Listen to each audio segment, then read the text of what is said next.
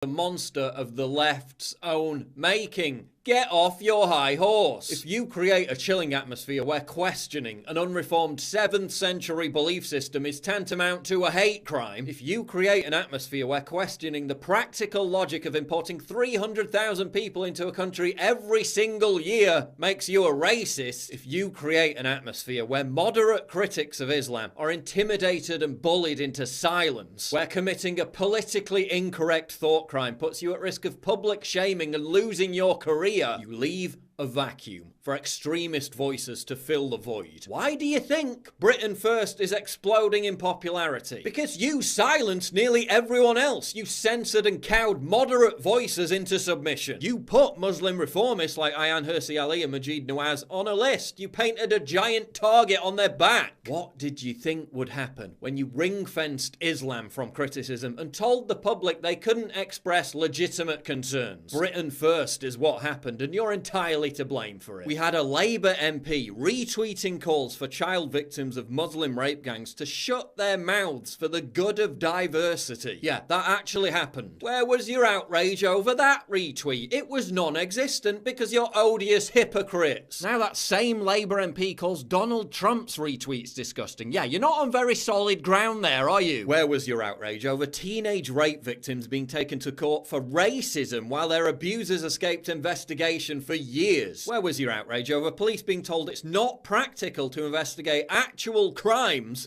while they have plenty of time to investigate offensive tweets? Where was your outrage about actual ISIS jihadists being allowed to re-enter the UK? Where was your outrage over ISIS jihadists being given taxpayer-funded houses and therapy? Better watch those offensive Facebook posts. Oh, but if you're an actual terrorist, come on in. Sadiq Khan's outraged. Is he outraged over soaring violent crime levels in London? Is he outraged about acid attacks and stabbings becoming commonplace? Is he outraged about the 30,000 Islamist extremists currently roaming the UK? No, he's outraged over Trump's dumb retweets. We've had 3 terror attacks in London this year alone, and what is he giving speeches about? London needing a range of toilets to reflect gender diversity. If only Sadiq Khan was as outraged about the crime and terror that plagues the streets of London as he is non-gender diverse toilets or Donald Trump's friggin' retweets. And then there's Theresa May. The EU is trying to sabotage the democratic mandate she was entrusted with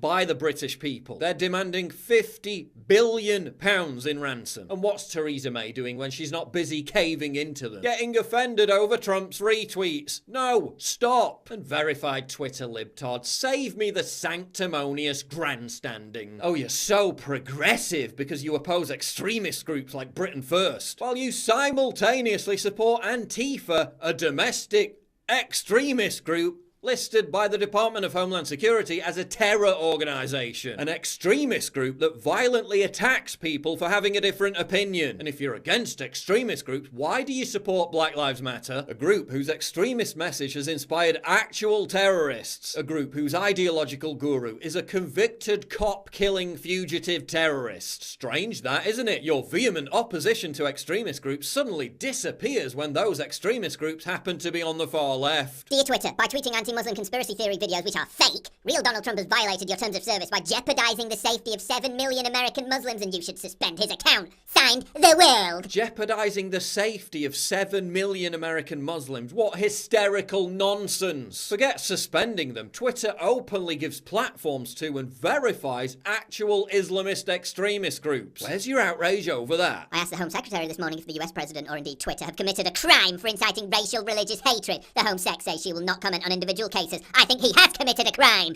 Give me a break. The leader of your party called Hamas and Hezbollah his friends. The Labour Party is full of actual anti-Semites. Your colleague tells child rape victims to shut up for the good of diversity. Oh yeah, and Islam? Still not a race. Delete your account. Newsflash. Trump retweeting 5-year-old videos didn't kill anybody. Nobody got hurt. 411 people got hurt in the UK this year alone as a result of Islamic terror attacks. 34 of those people are dead. And yet, what are you all infinitely more angry about? Trump's frigging retweets. Get some damn perspective. And if you actually want to oppose extremism, stop amplifying Britain First by silencing everyone else.